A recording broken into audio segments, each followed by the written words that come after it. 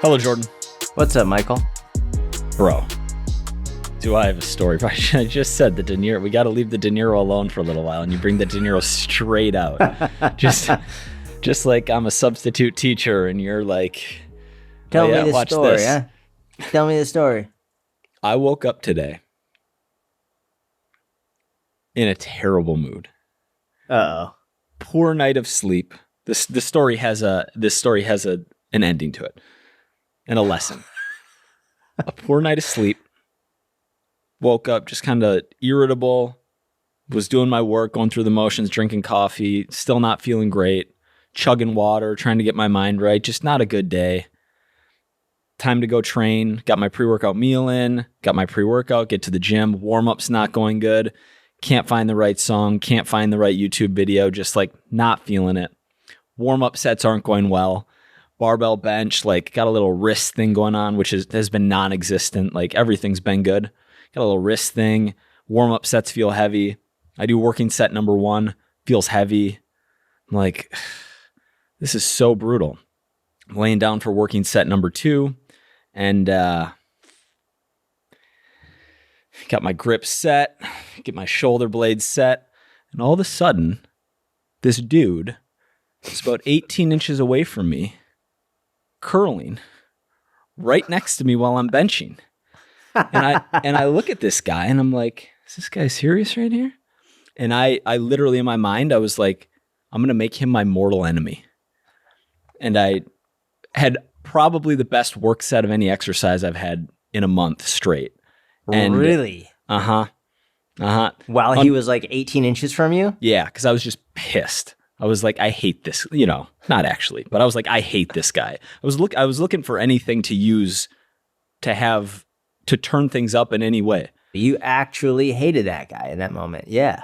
And then like 5 minutes later, he left the gym and the workout kind of went back to being mediocre. But for that brief moment, there's something to the brain that like to be doing a 3x10 and for as easy as that second set was, like I probably legitimately could have done 20 plus reps of it. But after the first set, I was like, that was an RPE 9. But then nothing changed except something in here. And then it wasn't an RPE 9. It was an RPE 3, 4, whatever. Yeah, there's something crazy about the brain. And I don't know what it is. Yeah, I wonder if there's like a massive adrenaline dump and just like anger surge leading to higher force output. So you think like physiological, chemical? 100%. Yeah. Interesting. I think they're not like, yes, they're individual and separate, but like you can't affect one without impacting the other. Psychological and physiological.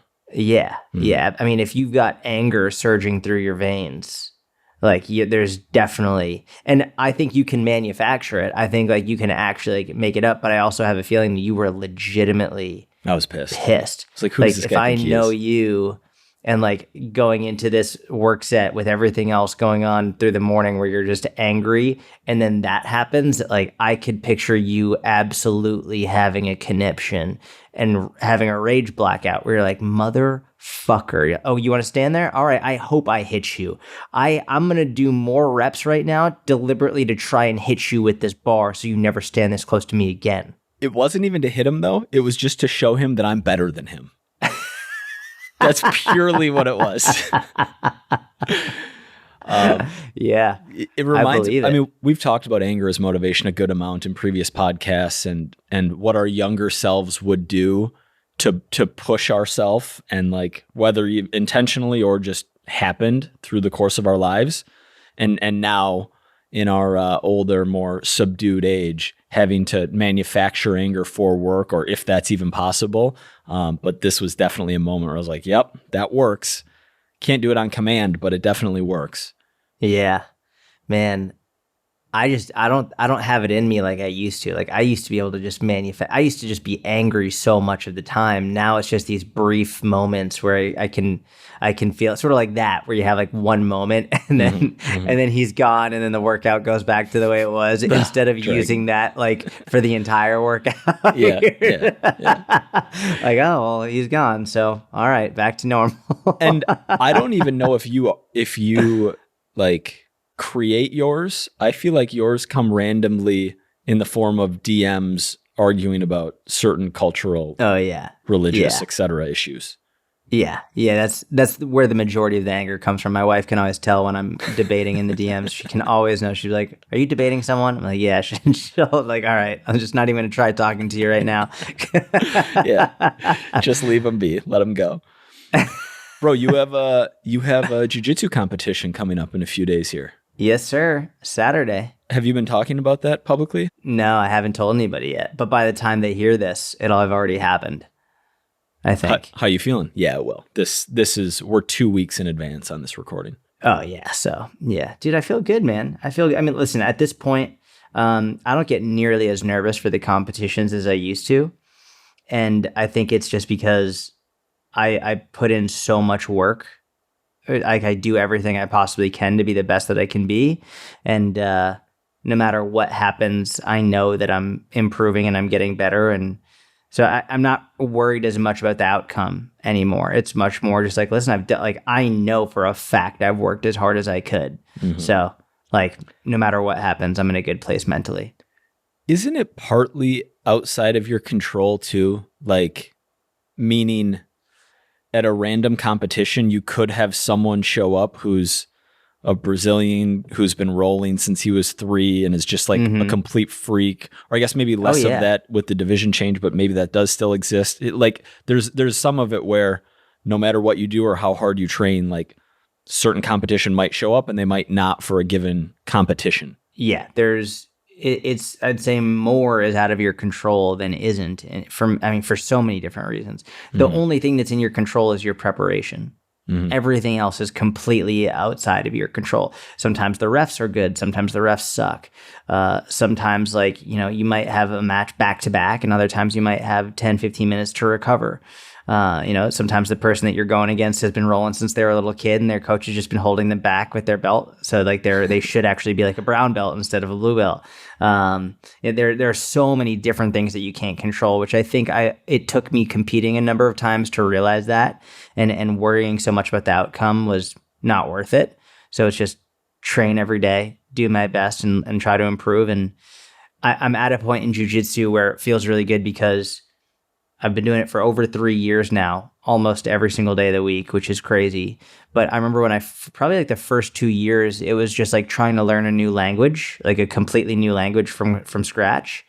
And I'm at a point now where I finally feel like probably in the last 6 months or so where I know the language. I'm just trying to improve my grammar and vocabulary and all of that, where it's like now I know the conversation, but I need to get better at expressing myself through the conversation, which is so like I know how to talk, and I know how, like if I speak to someone, they would be able to tell that I'm foreign, but like they'd know exactly what I'm saying, and there would be no issues with the conversation outside of just knowing that I'm foreign.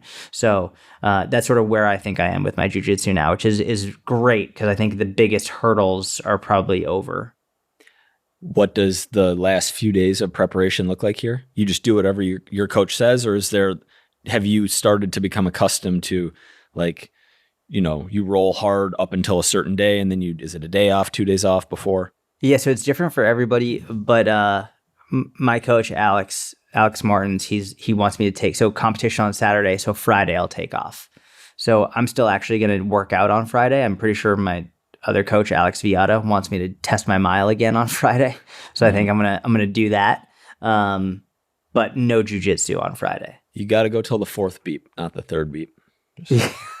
Dude, I was so mad. I realized what happened is when my watch will beep every quarter mile, but it will also beep depending on the pace that I'm running. So when it tells me the pace, so I heard one of the beeps and I thought it was telling me that it had been a quarter mile, but it was just telling me the pace that I was running at. So Yeah. And it's hard to actually look at my watch when I'm sprinting at a 10.2. Yeah. So, yeah. So You're doing it a is what it is. sub 6-minute mile. It's hard to just, Yeah. where am I at here? Yeah, exactly. Uh-huh. All right. I got a question for you. For the mentorship for coaches? No. Just, well, Oh, yeah. cool. Yeah, absolutely. But Cool. it's my question. But it was an unlock that I had yesterday Okay. that you are a natural at, we'll say. So I'm gonna throw the question out. How big of an asset is being likable for business? It's probably the biggest asset. Really. Yeah. Being likable is, I think, one of the biggest things in general, for business, for life, like being likable for sure. We were just talking to Patrick on our call for the mentorship call with Patrick the other day, and he was like, man, how to win friends and influence people was like a huge game changer for him, because it was like, man, like it makes a huge difference. And these are just things that like come more naturally to me. The cool thing about being likable, though, is there's not one way to be likable. And what I mean by that is we can look all across social media and you can see very different people, very different how they act, different belief systems, the things they say and all of that. But multiple different types of people will all be very likable.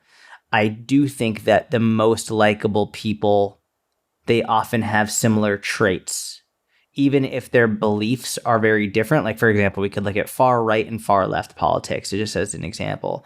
But like, you could have someone who's super likable on the far left and also someone who's super likable on the far right. So polar opposite in their beliefs, but they're both likable because they have similar traits and characteristics of what they do and how they interact. And do you want to talk about some of those traits and characteristics? And for context, because I think it's a funny difference between us, or way that our personalities like intertwine with one another. You used the example yesterday that the way that I think you're an idiot, for lack of a better term, when you're like counting on your fingers to add up 8 plus 6. The reverse is when I'm like, as a 35-year-old, I'm like, dude, like being likable or like thinking of how others perceive you, like that matters for branding. And you're just like, it's the same as you counting on your fingers adding. You're like, yep, like I knew that when I was 7. Like, yeah. I mean, so here's what I think. I honestly think the best way to be likable, the number one, especially in this day and age, is just being yourself. I really think like being who you are, and I know there's caveats to this. Like I know, like I can see it already coming out. What? I'm thinking of all of these like hyper argumentative, hyper negative, hyper pessimistic individuals in the fitness industry. 3 just came to your mind, and I could name them, who like can literally like behave slightly differently and probably 2x business in a heartbeat. Yes. Yeah. I agree. But here's what I think. So the reason I start with that is sort of like when we have the food pyramid. Remember that we made a food pyramid for Eat It, right? Mm-hmm. And the base of the food pyramid has nothing to do with proteins, carbs, fats. The base of the food pyramid is foods you enjoy. Mm-hmm. If the base of your likability pyramid is not being yourself, then inherently you're going to have to pretend to be someone else, and that is way worse than people not liking you for who you are. Because when you're pretending to be someone else, when you're not really actually being you can't keep up with it. You get imposter syndrome. You're going to burn out, and and then eventually you're going to end up not being that way anymore. And the incongruency is going to shake people too much. It's not going to be good long term. So I think that's why the base of the likability pyramid has to be yourself. That makes complete sense.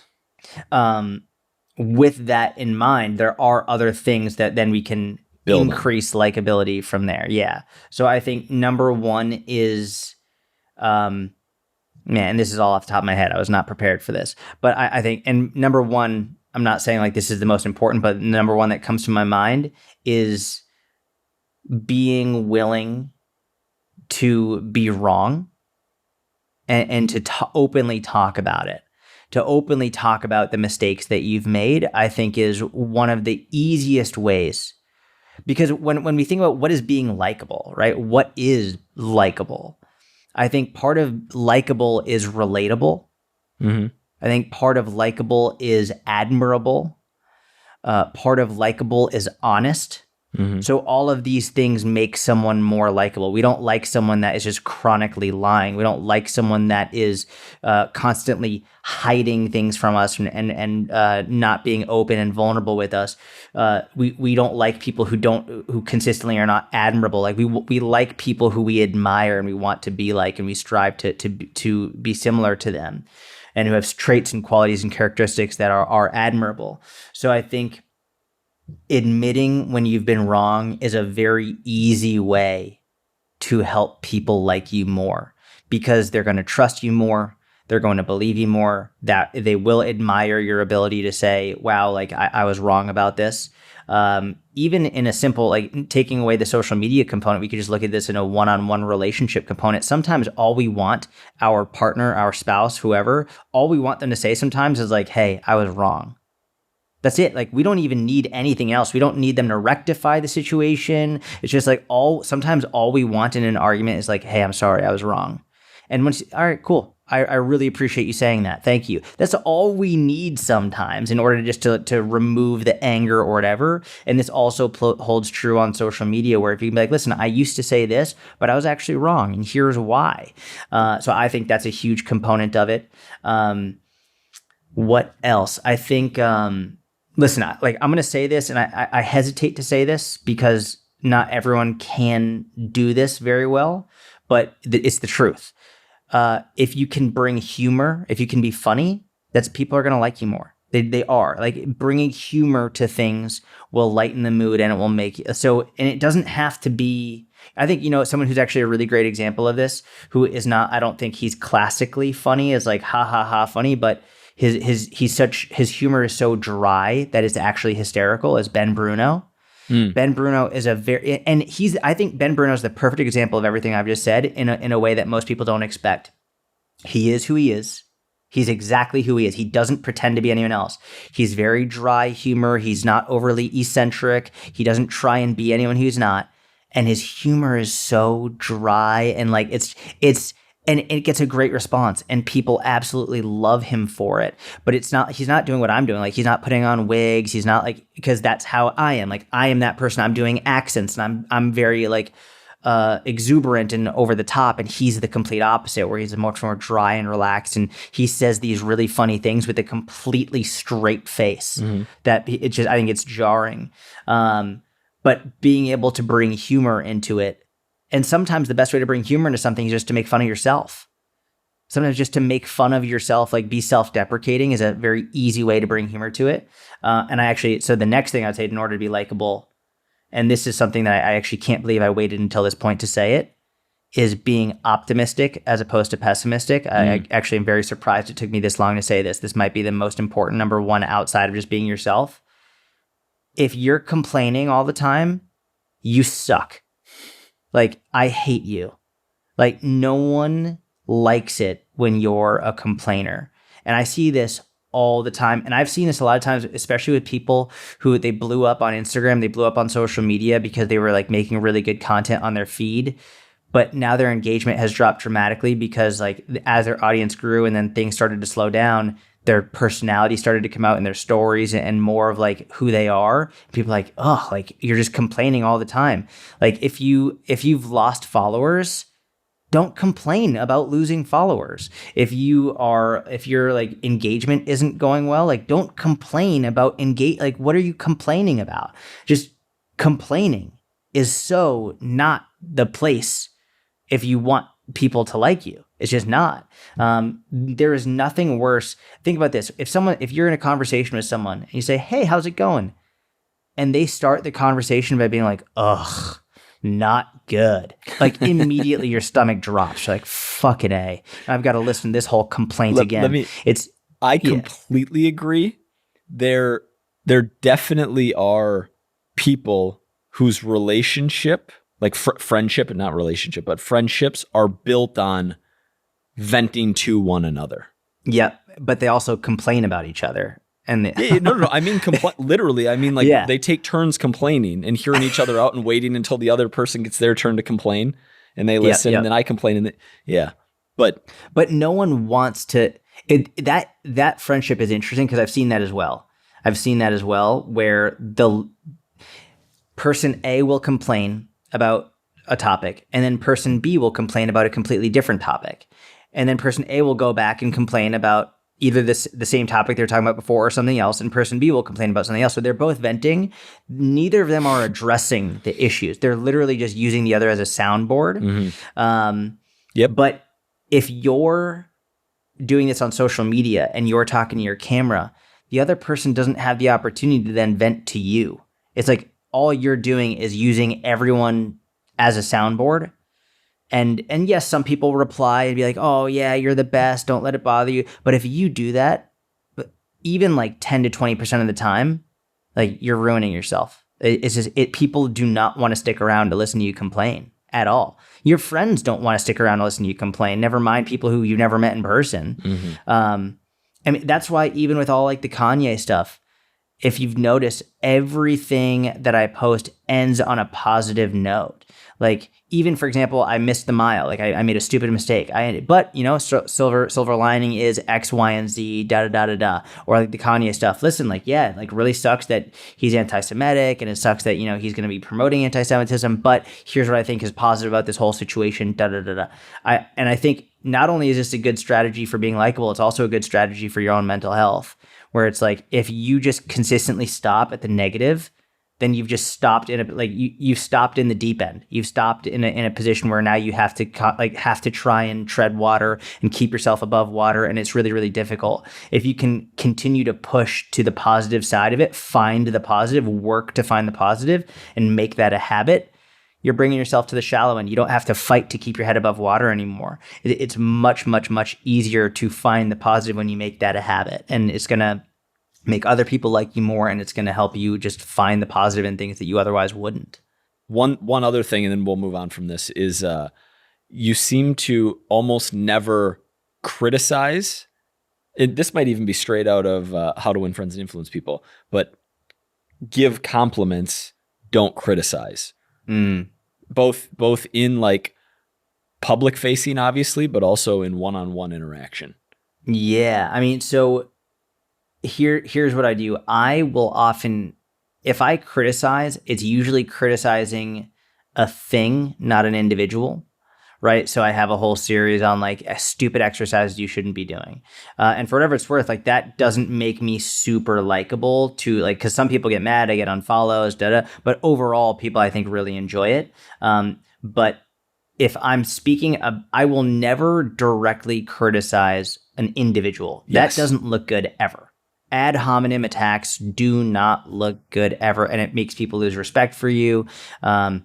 It's very different to criticize an argument or a discussion or an exercise. It's different to discuss the thing as opposed to the person saying the thing. Correct. So yeah, that's a super important part as well, because I mean, and I've personally learned a lot from. This is why I keep bringing it up. Is I've learned a lot from watching politics.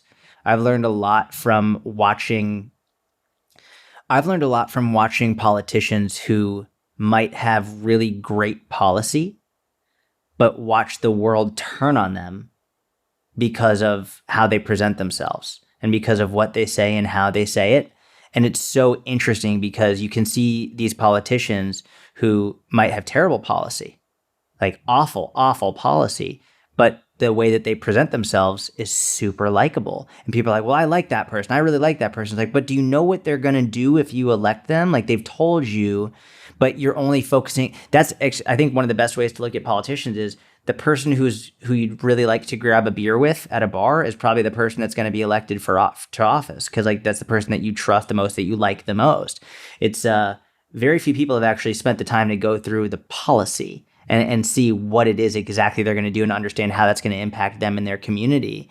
But so it's so interesting to me how you might not agree with what the person is doing, but because of how they're presenting themselves, you might actually vote for them and like them or think that you like them. Mm-hmm. So that for me has been a huge aspect. And you can see in political debates, if someone's acting like a jackass and you don't like how they're actually supposed to have a civil debate, like that could completely turn you away from them, even though that might be someone that you'd prefer to have in office. So that's been a huge like case study for me, is watching politicians and how they act and saying, well, look at how this person acts, look at how this person acts, and the differences based on their policy and also based on their personality. Good example. All right. I have something that's very underrated. Okay. Chairs with low backs. Let me tell you why. Okay. The number of times, and I'm not sitting all day, but when I worked as an accountant and I was sitting 12-hour days, working busy season, grinding half days on Saturdays, working from home all the time, basically sitting in this position at my computer all the time, I didn't have this. Having a short back that hits basically like at the bottom of my thoracic spine, maybe like a vertebrae or two up in my thoracic spine, and simply being able to do this, like, I don't know, 6 to 12 times per hour has been so beneficial for how I feel compared to having one of those like gamer chairs that comes all the way up and like has a headrest, but leaves you in like slight thoracic flexion for hours and hours and hours at a time. Yeah. Yeah. Bro. Get a chair like this. Yeah, I see you have it. You already know. This is like Dale Carnegie, like you just know. You were born knowing that. You've probably never sat in a high back chair in your entire life. You probably I've sat in high back chairs. I doubt it. Oh, I have. Ugh. All right. Man. I just had to get that off my chest. I like that. No, buy that's a low good. back chair.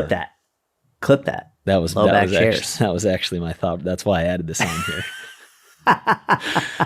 I want to make it look. Let's actually talk about this. What is a good clip? What does well as someone who's consumed many clips in his day and paid attention to this? Here's what doesn't do well. Pondering, saying like and thinking, like literally talking in the conversation style that I enjoy the most, which is two people mutually trying to figure out the truth of something together and doing it honestly and like up front. It's not a power grab. It's not like it's not even like it's doing literally what I'm doing now, which is trying to reach an answer rather than presenting. Trying to reach an answer and like stumbling through thoughts and ideas doesn't do well in short form. Standing there and being like, do you want to lose body fat? You need to be in a calorie like that does. Here is the best exercise that you can possibly. Do you want to grow your biceps? Like these are things that perform better on TikTok and in all short form. Not sitting around thinking like trying to reach something. So within these episodes, I'm making it a point starting, I don't know, this week, maybe next week. I have some ideas for this, but of having short form ideas to like give it a punch, have a little list of those to David. So we at least have a few set aside because I care about the performance of our personal trainer podcast handles that are now live with daily content across the board. Dude, I love that. Let's do it right now. What is one thing? What are your thoughts on clean bulking? I can't see my thoughts on clean bulking. I'm going to sit here for 3 minutes and I'm going to think through things. If I want, all right, I'm going to phrase it differently. No. How important is it if someone's going to go into a bulk? Doesn't matter. I need to sit, think about it, and then like I can present it, and maybe it takes a couple takes, but it's not in a podcast. It can't come right. You can ask because I'd love to talk about clean bulking with you, but I'm still not going to give a banger. Dude, you're going to. I can't just give I can't give a banger on the spot. I'm not an ESTP like you. Go ahead, ask the question. Clean bulking, I'm all about it. All right, I'm going to try. By the way, yesterday was Halloween. Had some candy last night. Night before, I had my wife left these M&M cookies on the counter, and I walked by them like 37 times throughout the course of the day before I finally gave in and had like 4 before bed. Oh, M&M cookies are the best. Insane, like kryptonite, drugs, cocaine, meth, and it's just game over. Can't win there. Heroin, literally. The day before that, I had basically hit my protein and somehow had an unbelievable amount of carbohydrate and fat left. I was like, oh, what should I do with this precarious position I've left myself in? And so I went and got a pint of ice cream. So I actually think part of why I wasn't having the greatest morning. I was too off the clean bulk. I was too dirty. You got off the regimen. I'm off. I need to get back on the reg, like ASAP. And I Bro, have what's today. up with rotisserie chicken? Why is rotisserie chicken so good? I think it's overrated. No way, dude. Are you kidding? You are high.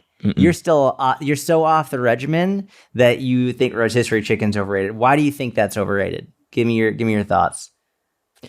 The first of all, the wing on every rotisserie chicken I've ever eaten is like, I can't even, there's basically no protein. It's basically bone. There's no real wing to it. The bird was so small that the wing is like nothing. And it almost looks like carcinogenic. Like literally looking at it, I'm like, that thing is going to make me sick and die early. The thigh and the drumstick part of it almost feel like uncooked. Like the inside of the thigh, because I don't know, or not the thigh, the drumstick, the circular part is almost like translucent on the inside of it. Unlike if you had a more well-made one that was that you cooked yourself, it's got like pink in there and is almost slimy at times. It's like the amount of cooking required to get the breasts cooked wasn't enough to do that part of the animal. So that part I'm always either like, okay, I'm going to get some kind of disease or food poisoning, or this ain't going to go well. And the breast is good. I mean, look, the skin is delicious. Layer it on the breast, which is super high protein, low fat. Like that's great, but I feel like I'm wasting a good amount of the animal. I don't know. Man, I don't know where you've been getting your rotis. I don't know what they've got in Minnesota for rotis. Costco and Cub Foods. All right. Costco and Cub Foods in Minnesota, they've got to up their rotis game because you know what? In my house, I'm going to have a rotisserie and we're going to rotisserie chickens together. And we're going to do our own. All right, cool. And then it's going to be homemade rotisserie and we're going to see how that goes. We're going to clip content of us rotisserie chickening. What were you going to ask me about the clean bulk? I was trying to figure out what question would lead to the best clip for you, where like you'd really go off. So here's what I'm going to say. Do you think that too many people use bulking as a justification to eat like shit and gain too much fat? And if yes, what should they do instead? I think that it's a real rookie move. And I think that it's a mistake that most people only make once. I don't know. It's such a smaller, the segment of the population of people who have fitness goals and are intentionally spending long amounts of time in a calorie surplus is a very small percent of the total number of people who have goals. Like we have an obesity epidemic. Most people are trying to lose body fat. A fraction of people are intentionally spending 6 to 9 plus months in a surplus. And so, yes, that is a common mistake, is to dream or bulk, basically not track, end up eating foods that you really enjoy, get enough protein and make the mistake of thinking that if I eat more calories and I gain weight faster, that I am gaining muscle mass faster. And you actually are gaining muscle mass slightly faster, but you're gaining so much more body fat when you're adding, 2 pounds of scale weight per week rather than 2 to 3 pounds of scale weight per month, perhaps, or 2 to 4 per month, that the addition of all that body fat puts you in a place where you're going to have to cut your bulk off sooner, start a fat loss phase sooner, that you're losing out on all those extra months of muscle gain progress, which is why it makes the most sense to be in a smaller surplus and gain scale weight at a slower rate to maximize the amount of time you spend in a muscle gain phase. Clip that shit, bro. That was great. That's Thanks. what I was looking for. Thanks. Nice. We got there. Short form content. It's been a while, It's been about 5 years. I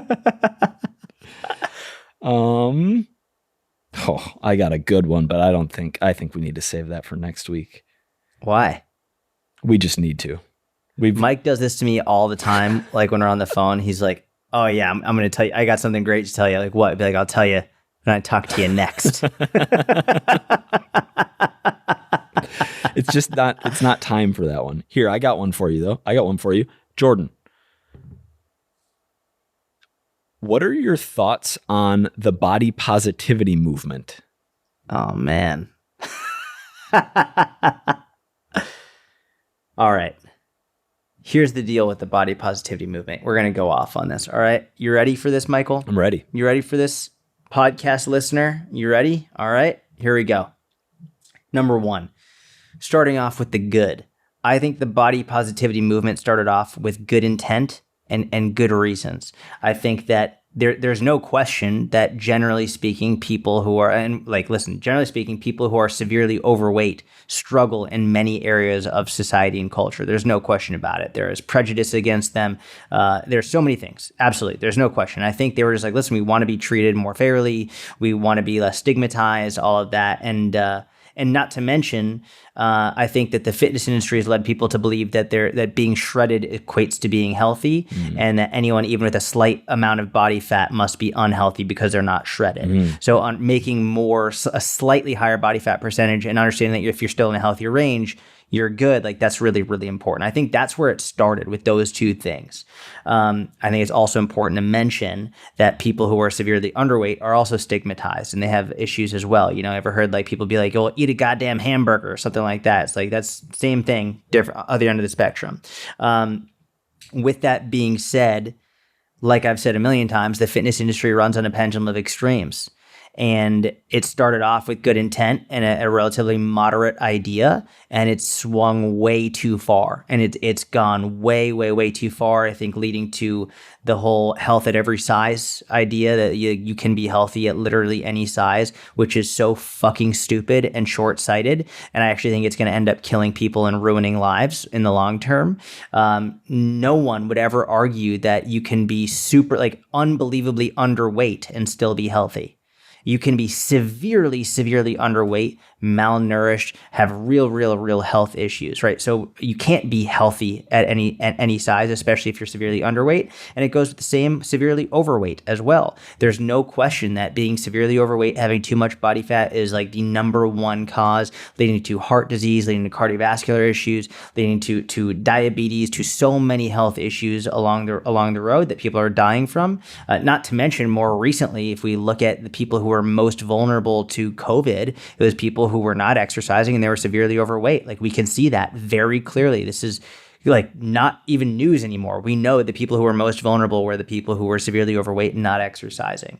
So yes, you are vastly more likely to be unhealthy at higher body fat percentages. That doesn't mean like using the BMI, generally the middle ranges, like in the middle ranges, you're good, but on either end of the extreme, there's real health issues there, whether it's too low or too high. I think there's just no question the body positivity movement has gone too far at this point, and it's actually very scary to see. I get DMs from people every week, multiple times a week, people being like, I really fell into that health at every size movement. I ended up gaining 40 pounds and I'm way worse than I was before. Now my cholesterol is high, my blood pressure is high, this is high, that is high. It's like, I think one of the easiest ways to look at this is how many really old, really fat people have you seen in your life? Like how many people have you seen who are like super, super old and very, very overweight? And the answer is probably none, because the oldest people that you see are all pretty small. Like they're all like relatively small. Like there's a reason why bodybuilders have a relatively low lifespan. They have so much mass on them. It's too difficult for your heart. It's not like you can have excess body fat relatively and be healthy, but there's a certain point where excess body fat becomes way too difficult for your body to handle, and it has so many negative downstream health effects. So yeah, body positivity movement started off with great intent and it's gone way too far. Well said. What do you think? Listen, I think you hit the nail on the head right there. I like that you approach it from the perspective of where we were previously, why it started, and what the problems within fitness were that led to it starting. The unrealistic expectations, the, magazine models, photoshopped, dehydrated, unhealthily lean, etc. and that becoming like the gold standard norm target that people should aim for. And on top of that, the mistake of associating peak aesthetics with peak health, which are not the same thing. Optimal, let's just call it, aesthetics are different, beauty's in the eye of the beholder, but like we'll call it like bodybuilding aesthetics equal optimal health. There's a reason that no one ever in history walked around stage lean for an entire year or multiple years. Correct. And if they did, they suffered substantially as a result of doing so. But yeah, there's something else that, and then just to cap that, like you said, being very overweight, being obese leads to a host of health issues down the road. That's a scientific fact.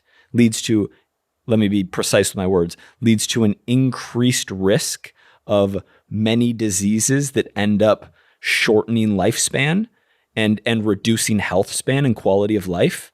And maintaining a healthy weight, a healthy body fat percentage, will increase average lifespan, as well as what you can do, and your health span is the Peter Attia term of like basically how much you can enjoy those years. Not only are you alive, but what can you do with your body during those years? I saw a woman recently give a whole talk on the body positivity movement, and I really like this woman a lot. And she hates the body positivity movement. Like, she went off on it, and she said she had some real thoughts on it. Like, and she did not hold back. But she brought up some really interesting points, and she was saying, "Have you noticed that the body positivity movement has only applied to women? You see very, very, very heavy women on these magazines and all this stuff. You have never once seen a super overweight guy as part of the body positivity movement. It's still, for men, it's still chiseled abs, big chest, big arms, jacked, superhero. Never once have they put a guy who's super fat on one of these magazines and say, like, this is health. Nothing. It's only women." And she went off on this. And she was saying things like, listen, the body positivity movement is mainly run by women. It's mainly driven by women. And the way that she said it, I think Bill Burr has a whole comedy skit about this, but she was like, listen, like, she thinks that it was driven by women who were like, these articles about body positivity are being written by women who are super skinny and who are super lean and who are just saying like, oh yeah, just eat whatever you want and get as big as you want. And it's like their way of driving down the competition. No way. So it's like, I swear to God. Yeah, she was like that. She was saying that. Is there evidence that there's body positivity content and body positivity propaganda, body positivity like created by lean, healthy women? No, I mean, not that I know of, but that's what she was going off on. But it's the conspiracy theorist in me, and I'm not a big conspiracy theorist, but I'm like, man, that does make sense, right? And Bill Burr has a super funny skit on this whole thing. It's like, I'm not saying that's what's happened, but it is very interesting to know, like, it is mainly run by women for sure. And we never see any men involved, like, as part of the body positivity movement at all. It's mainly a large part of what I see is like very fit women just saying, yeah, keep doing it, keep doing it, keep doing it. And I'm always like, well, hold on, but like, you're still very focused on your health and your weight. It's something to think about as part of that movement. Yeah. Something else that you and I used to speculate on, maybe this was a couple years ago now at this point, was essentially people hijacking that movement to make money. Like selling body positivity courses or sign up for my body positivity coaching, or it's like, what? What are you talking about? What are you selling? Are you just selling like, hey, just feel better about yourself? Like, are you just going to make an entire course about how you should feel good about yourself? And that's the punchline to me. And I actually wrote this in an article in 2014 on Medium article. It was like, I don't know, a few hundred words of just like blog, what I was thinking, which is basically, you can and should like who you are and respect yourself and ideally love yourself while also simultaneously working to improve yourself. Those two things, it's not one or the other. You don't have to hate yourself to want to be training. You can like who you are now, but also want to improve and get better. And that's the crux of it for me. I also think the idea of telling someone just love yourself is like telling someone who needs to lose weight, well, just lose weight, right? It's like that telling people you should love yourself. But what if you don't love yourself? What if like you're severely depressed, or like what if you have some mental health issues, or what if like you're just going through a rough patch and you don't love yourself? Telling people, but you should just love yourself, that's going to make them feel even worse. It's like, but I don't love myself. And you're just over here telling me, but I should. So I'm just reinforcing something's wrong with me altogether. It's like the people who say, well, you should just love yourself are also the people who say, well, you shouldn't just say, just feel this way. But meanwhile, here you are telling people to feel a certain way. It's very hypocritical and it's very short-sighted. And yeah, there are a lot of issues that I have with much of the shit going on with that end of the industry. This is a weird transition, but it just came into my mind. And we don't have to go super deep on this, but I thought it was very interesting when it happened to me, and I wasn't expecting it. And I didn't know that I didn't on the surface ever think that I didn't like myself. I remember in 2018, I was listening to a podcast, a poker podcast. Joe Ingram had Garrett Adelstein, this like big time Los Angeles poker pro, on. Great dude, about it. He's actually like involved in this cheating scandal right now. He was allegedly cheated. I'm not going to get into all that, but basically they were on this podcast. This Garrett guy was like talking about he was cheated, or he was cheating. Cheated, but okay. I don't know. People are like getting sued for saying that, so he was allegedly cheated. And he said something on Joe Ingram's podcast. He's very like open about, struggles he's had with depression, etc. And he said something about not liking himself. I don't know. I was walking through Wall Street at the time. I'll never forget it. And I realized I was like, I really like myself. but I was like, when did that happen? Because I remember not too long ago, I didn't. And there was never a switch. I never realized like, oh, I like myself now. But there was some switch in there in like 2017, 2018. And I firmly believe it was when I started actively trying to improve my character and like actively trying to make decisions that were aligned with the person I wanted to be rather than any other motivation. It was around the time of like stumbling across JP's content and really trying to become a better man, that it was like, I don't even know if anything had actually changed about me, but within that vacuum of trying to be a better person, I was like, oh, I actually like who I am right now, which is weird. And it hasn't changed since. That's awesome. I love that. I think, it's an interesting phenomena because like sometimes I like myself and sometimes I'm like, God, I'm such a piece of shit. Well, right? in the moment, sure. Like, yeah, I think that's very normal. Yeah. But on the whole, knowing that you're trying to be the best that you can be for yourself and for those around you. Yes. For sure. Yeah. Yeah. Yeah. Yeah. It was funny. And this is another weird transition. I understand if you want to cut this or not want to talk about it, but someone recently asked me on social media, they're like, do I believe that the only way to go to heaven is to be Jewish? And I said, no, like absolutely not. Because for me and for what I've been taught with Judaism is it's not about as much about what you believe as much as it is about who you are and how you act and how you live. And there's funny phrases. You get two Jews in a room, you're going to have three different opinions. Like, and that's very much part of Jewish culture and reading the Torah and it's debating and reading, and it's never just like, well, this is what it's supposed to mean.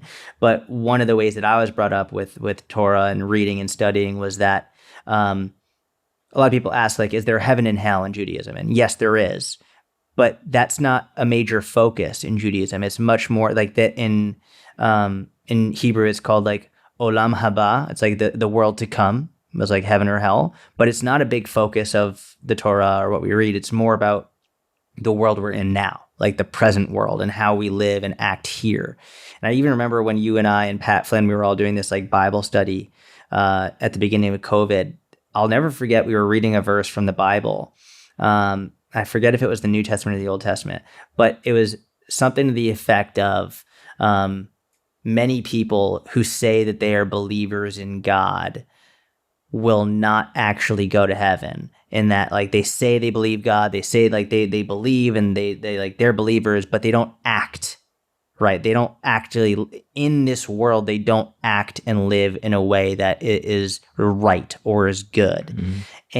And that for me always stuck out, because it's like, it doesn't matter what you say you believe. If you're not acting the right way, then you're not going to get what you want. And so for me, I think in terms of overall liking myself, aside from those, moments here and there where I'm like, I'm just a piece of shit, I think it's similar to you. It's knowing that the majority of the time I'm really doing my best to act and live in a good way, in a fulfilling way, in a righteous way. And that could be as simple as, making good content to help people for free, showing up for myself, my wife, my daughter, my family, whatever. That is this, like, consistently doing that, as opposed to necessarily chasing pleasure or chasing like things that like won't actually be leading to good outcomes, is I think probably definitely how I've been able to better like myself as well, while also still understanding having those little moments where you're like, I'm a piece of shit, whatever. But still, that for me is like, I was thinking about religion and those verses that we have read, and about like, well, how do you actually start to like yourself? And I think, leading back to living in a righteous way. And that doesn't necessarily have to be religious, but righteous, doing the right things on a consistent basis, the things that are right, taking care of your body, working out, eating well, getting enough sleep, paying attention to your family, helping people. Like, that's what's going to make you like yourself, when you're doing the right things. I mean, very few people are just like eating like shit, staying up until 4 a.m, watching bullshit stuff, and like really like loving themselves. Like, oh, I'm so proud of myself. Like, why would you be proud of yourself if you're not doing the right things? 100%. I could take this in so many directions. Do you want to dive in harder on that? Do you want to transition? Yeah, bro, let's go. Yeah. Something that always bothered me growing up was around this definition of believe, and how believe somehow just meant like utter words with your tongue. Like, say, I believe, say anything. In Christianity, say like, I believe Jesus Christ is my Lord and Savior, and please forgive me of my sins. Like, boom, slate washed, like just like that. Like, and to use an extreme example, I would think about somebody who lived their entire life as, I mean, I don't know how extreme I want to go with this example. I'm going to go child molester. Yeah. Literally raped and killed a child a day for your entire life.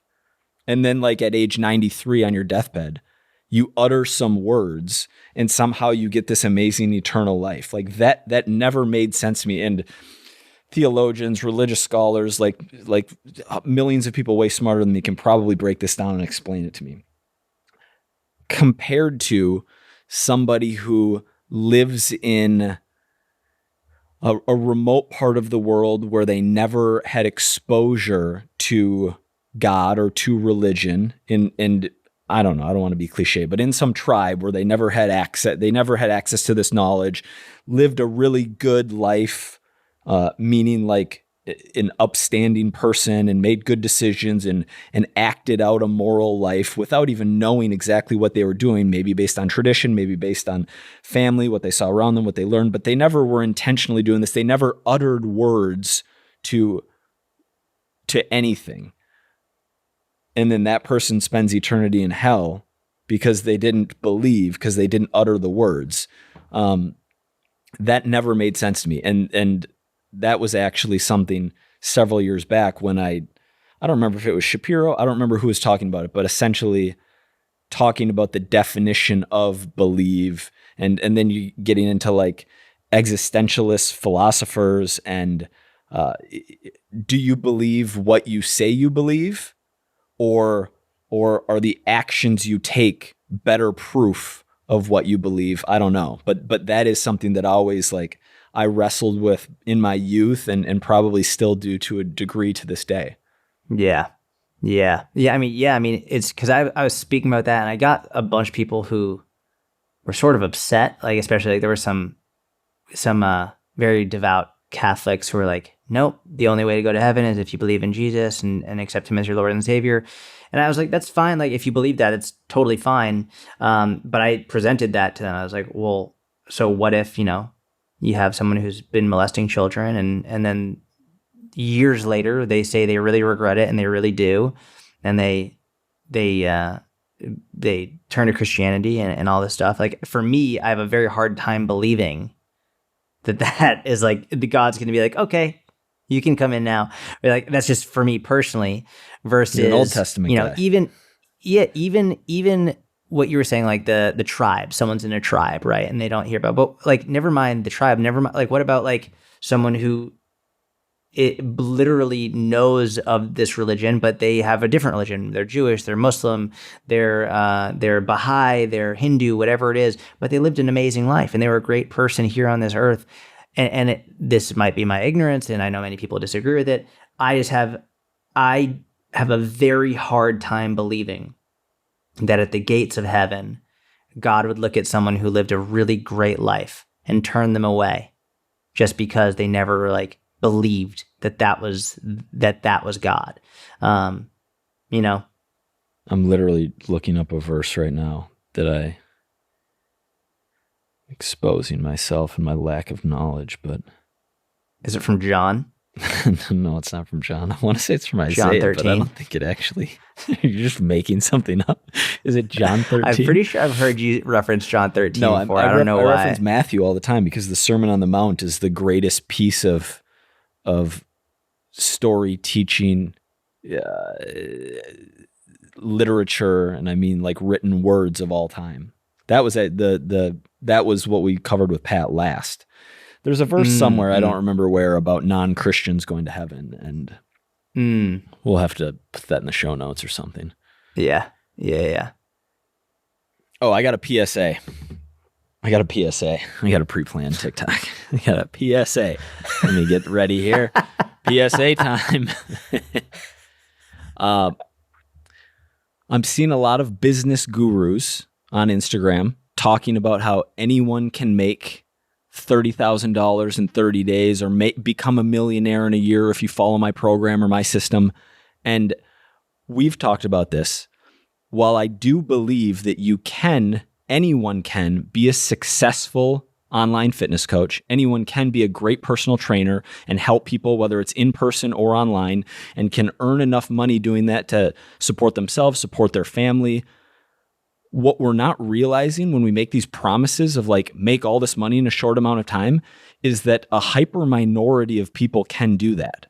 And the analogy I want to use is the person who their first time ever deadlifting, like pulls 315 with perfect technique, or the person who has unbelievably symmetrical abs and like has a ton of muscle despite never lifting weights and is genetically in an unbelievable position and is an outlier to have an amazing physique, to have amazing strength.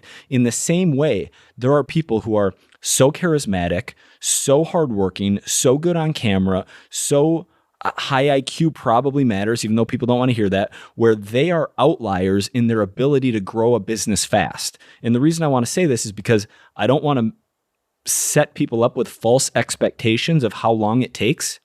It took us both a very long time to build a business that actually provided a full-time income for us. Mm-hmm. And I think when coaches see this and potentially sign up for programs or even just like start trying to build a business with the thought that, oh, I'm going to be making six figures by the end of this year. Many aren't. Probably most aren't. And you can't compare yourself to the 1 out of 1,000 case where a person in 6 months already has exploded and has this giant business, because that's not the norm.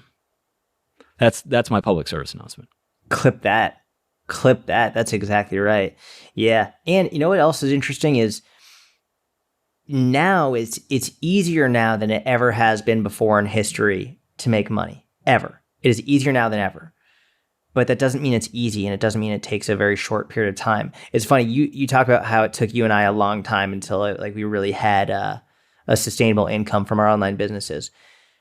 Relatively, it wasn't that long compared to if we were starting brick and mortar businesses, right? Because we started 2011, 2012. By 2014, 2015, we had our own online businesses that were sustainable, right? Like that's not that long, especially if we compare to a brick and mortar business where oftentimes they're not even profitable for the first 5 years of business, never mind like really making significant income.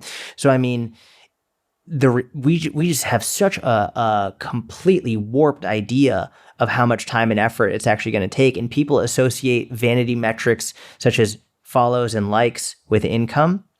And they just assume that because they're not getting the follows and likes that they can't have a successful business. I mean, my business was very successful before I ever had 3,000 followers on Instagram, ever. Mm-hmm. And so I think people are conflating follows and likes with success and not understanding that creating more depth within a smaller community can actually lead you to have more success than you could ever imagine. But also understanding like you've got to fucking work every single day.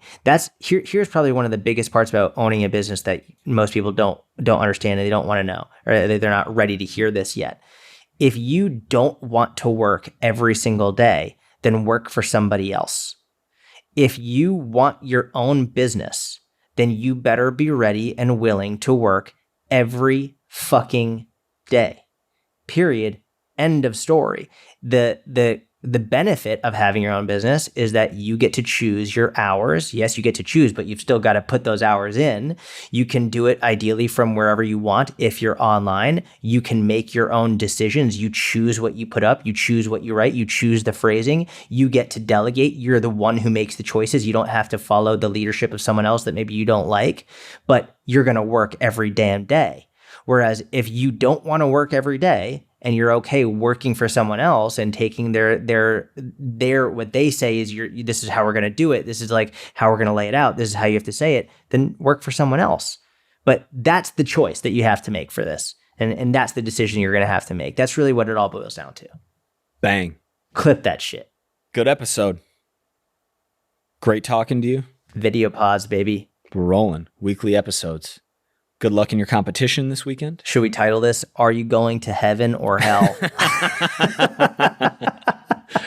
Probably not. Probably not. We'll just leave that as a little Easter egg for our regular listeners.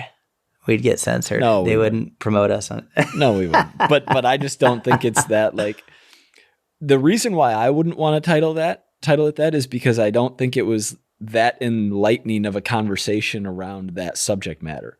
I think it was a good and open conversation, not necessarily like teaching people, but it was like honest and it was 100% real. But it would be like if I clicked on something where like, I don't know, like a 7th grader with no exposure to fitness did a podcast entitled that how to set up a rapid fat loss protocol and do reverse pyramid training. Like, yeah, like he doesn't know. Why am I going to listen to this guy? These aren't theologians. Yeah. These aren't philosophers. Yeah. Like, what are they? All right. This guy talks about his clean bulk every episode, and this one over here makes this weird De Niro face. Like, who are these two? Keeps telling us about his jujitsu, which you don't give a shit about. Great episode, bro. All right. We hope you enjoyed the episode. If you do, please give us a 5-star review. Nothing less than 5 stars. If you have less than 5 stars, just don't leave it at all, or just give us a 5-star review. Thank you very much. We'd love to see you in the mentorship. Link is in the show notes. Have a wonderful week. Talk to you soon.